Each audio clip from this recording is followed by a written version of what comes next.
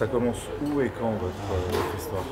Alors nous, ça commence quand j'ai acheté mon magasin à Vitrolles.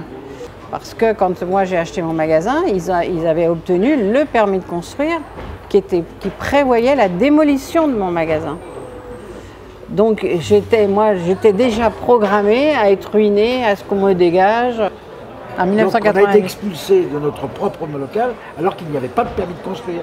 C'est ça qu'il faut dire. Voilà, avec le concours de monsieur le maire, notre avocat. Il faut savoir déjà qu'au tribunal de commerce, mon avocat ne s'est pas présenté. J'ai été jugée sans défense et sans représentation. J'ai absolument eu personne pour me défendre dans ma procédure. Ils m'ont foutu comme ça en liquidation judiciaire. Quand je suis partie en appel, j'ai apporté les plans sur lesquels j'ai expliqué ce que je suis en train de vous expliquer. Et à la cour d'appel d'Aix-en-Provence, tous mes plans ont disparu. C'est là que j'ai dit, je vais apprendre l'urbanisme, comprendre pourquoi le plan a disparu. Donc j'ai acheté le code de l'urbanisme pour connaître, savoir tout le cheminement, comment on dépose un permis de construire, où il doit être enregistré.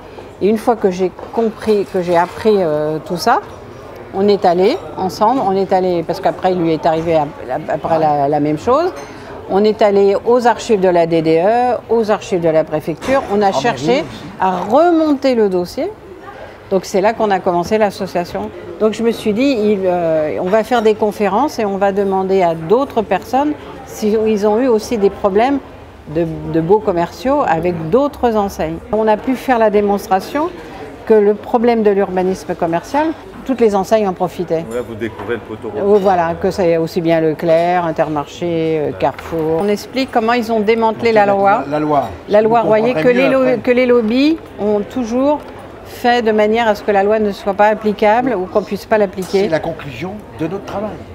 Alors ça, c'est la liste de tous les dossiers qu'on a traités sur lesquels on a fixé les amendes.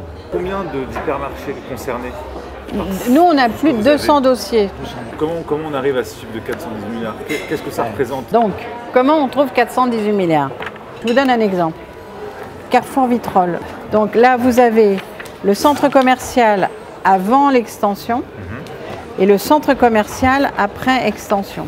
Donc voilà. Cette partie-là a été construite avec une autorisation, mais toute cette partie-là a été construite sans autorisation de la CDAC et avec le fameux refus de permis de construire. C'est une infraction de 5e classe. L'infraction de 5e classe, alors ça, c'était jusqu'à la 2005. Donc c'était 1 500 € par mètre carré et par jour d'infraction. Et non seulement c'est une infraction de 5e classe, mais ensuite, ils doivent les saisir, ils doivent leur prendre tout ce qui est sur les surfaces de vente. Alors, ce qu'on fait, on écrit à M. Valls, parce que c'est l'article L752-23.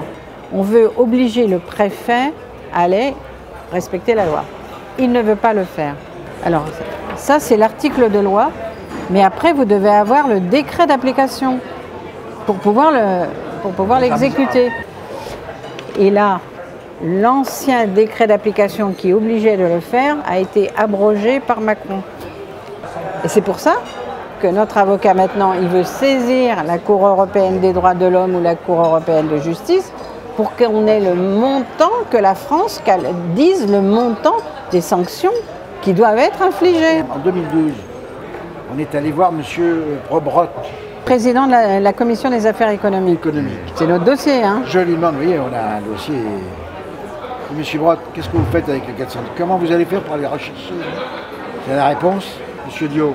Il serait amoral d'aller les rechercher. Ne cherche pas, le législateur n'a pas mis les normes pour lutter contre l'abus de position dominante. Parce que quand on dit l'abus de position dominante, c'est empêcher les autres à avoir des débouchés.